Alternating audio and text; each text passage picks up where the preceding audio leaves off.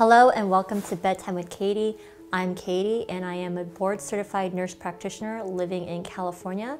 I wanted to hop on and create this video to have a serious conversation with you guys. As you know, the world is on lockdown due to a global pandemic. We're trying to reduce the spread of COVID-19, so this is creating a lot of anxiety and stress for many people. I wanted to talk to you in regards to your immune function and the importance of sleep. Sleep is more important now than it ever was before. As you're aware, currently, as I'm recording, there is no vaccine to prevent against COVID-19. And regardless of all the speculations around hydroxychloroquine and azithromycin, there is no significant medical evidence showing the proof or the effectiveness of these drugs in regards to treating COVID-19. So right now there are no treatments. Your body's own immune system is its best defense against this infection. And I hear a lot about medical providers, healthcare workers being on the front lines, but I really want you to shift your perspective and consider us as your last line of defense. Think about the last time you ever went to see a doctor outside of your annual physical where you were completely healthy. You pretty much don't. You never go to see your doctor when you're healthy. You usually go after, home remedies or, decongestants or cough medicine is no longer working and you need a course of antibiotics or steroids. But in this case with COVID-19, not only are those home remedies not going to work, but if you're not one of the lucky few that can recover on your own by self-isolation, oftentimes you'll be coming to us as your last line of defense to be intubated because the pneumonia and the fluid in your lungs is decreasing the elasticity for your lungs to inflate and deflate, which are pretty vital for breathing. So really, in terms of perspective, you are at the front lines. You're at the front lines in flattening the curve by social distancing, by staying at home, and by keeping your immune function in tip-top shape. And of course, you could do that by, good diet, exercise, and obviously sleep.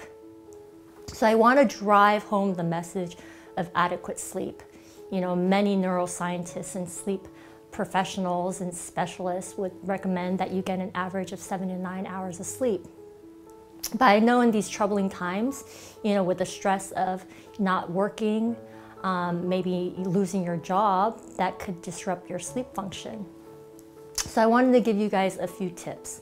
But first, I want to talk about why it's important and how it affects your immune system.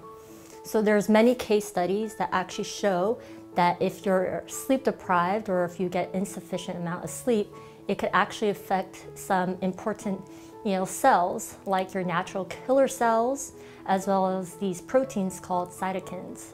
And they're very important in fighting against infection, tumors, and viruses. So if you're sleep deprived, those numbers can gravely decrease. So there's even been case studies that show that if you get less than 6 hours sleep compared to those who get 8 hours of sleep, you are 3 times more likely to catch the common cold or rhinovirus. There's also studies that show that, if you get the flu vaccine, if a week before getting the flu vaccine, you are sleep deprived, it actually decreases the effectiveness of that flu vaccine by 50%. So I know a lot of people are still, really concerned about COVID-19, but we also have to be concerned that there's still influenza. It is still flu season up until at least May. And not only is it flu season, there are other, viruses that we can catch like H1N1, hepatitis A or hepatitis B.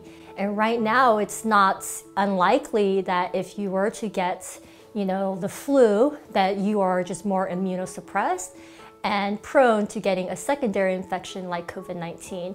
And I can't even fathom how that would look like and if anybody will be able to recover from both of them because your body is already trying to fight against influenza. So it's not only important to get 7 to 9 hours of sleep on average, but it's also important to keep your routine. I know for me, it was very difficult to keep my routine once I, started working from home. And I know that, on some days I'm very much guilty where I would go to bed at midnight, and then another day I would go to bed at 3 a.m. and then another day I would go to bed at 9:30 because I'm just so exhausted, right? But there has been a study that was conducted by Harvard University of 2,000 people over the course of 6 years. And really what they were looking at was their sleep pattern. And they showed that if you even create a gap of 90 minutes or more in your sleep schedule, that you are doubling your chances of heart disease or a heart attack. And, right now is not the best time. I don't think any time would be a good time to have a heart attack. But if you were to get a heart attack, you'll be rushed immediately to emergency room packed with a bunch of people who are COVID-19 positive. So you're not only suffering from a heart attack, which will make you more susceptible to catching it, but you're also, increasing your exposure to COVID-19 with all these packed patients inside of the ER. So I want you to be cognizant of not just, getting 7 to 9 hours of sleep, but I also want you to be cognizant and aware of keeping your routine. So some examples of how you can improve your sleep during these trying and stressful times is not only, what I would state in terms of your average and your routine, but just make sure that you have a routine in terms of what time you go to bed and, what time you wake up.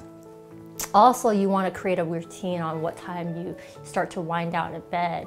If you didn't see my video on melatonin, I'll link it down below in the description. But in that video, I discussed to wind down at least 2 hours before bedtime.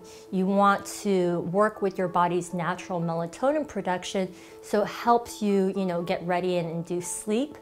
And so that just really means to shut off all electronic devices or anything with blue lights 2 hours prior to going to bed. It also means to dim down the lights because, LED lights, if you have recessed lights like me in my house, they could also, slow down that process of melatonin production.